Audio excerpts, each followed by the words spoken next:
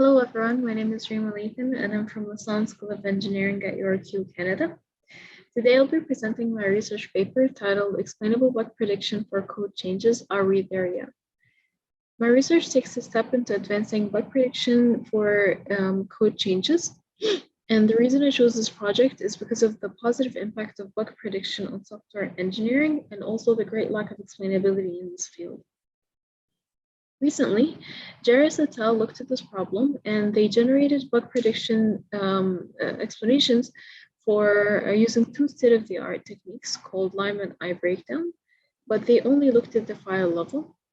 The results showed a very positive impact, and also the explanations that they generated were pretty well representative of the original defects in the files. However, none of the existing studies have ever tried these techniques on code change bug prediction models. So in this paper, we conduct the first study to answer the following question. Do file-level bug prediction explanation techniques also work on code changes? In the experiment, we ran a three-step empirical study. First, we replicated the model from an existing code change bug prediction study. Specifically, we looked at 5 open source projects from GitHub, which were Linux, XORG, Eclipse, Lucene, and Jackrabbit. For the features, we reused existing features in a previous study, characteristic vector, backup words, and metadata. And for the prediction model, we tried naive Bayes 83's logistic regression, random forest, and SVM, since they were tested with good results in the previous studies.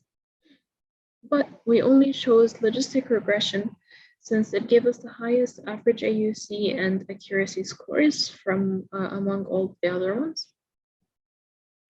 And then we looked at a sample of positive instances, meaning buggy changes, and applied both Lime and iBreakDown on those positive instances.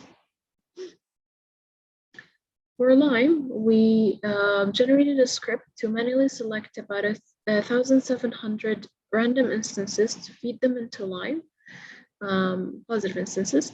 And then once an explanation is generated, we selected only the top 5 features to be shown in the explanation plot. But for iBreakDown, it required manual value inputs for each instance it studies. So we followed an existing study and we applied feature selection with information gain to choose the top 20 features.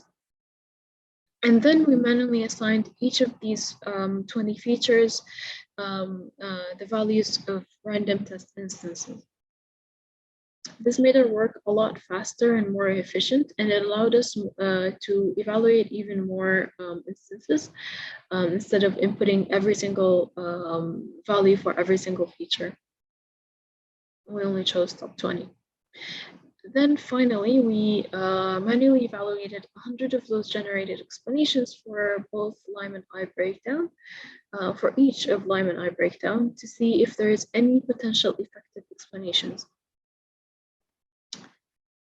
For the ground truth, we manually checked for the code commits on the GitHub history and summarized the root cause, then compared it to the top chosen features by both techniques to see the correlation between them. However, contrary to what we expected, the generated explanations showed a very poor representation of the ground truth. Or the actual committed bugs in the history for all the 100 instances that we studied. This means that the top features that Lime and iBreakDown chose for the explanations did not represent the committed bug almost at all. These results emphasize even greatly on the need for a more accurate software bug prediction explanations, which could improve on the great lack of explainability in software engineering. In other words, more research is needed to improve software bug prediction explanations on code change level. Thank you.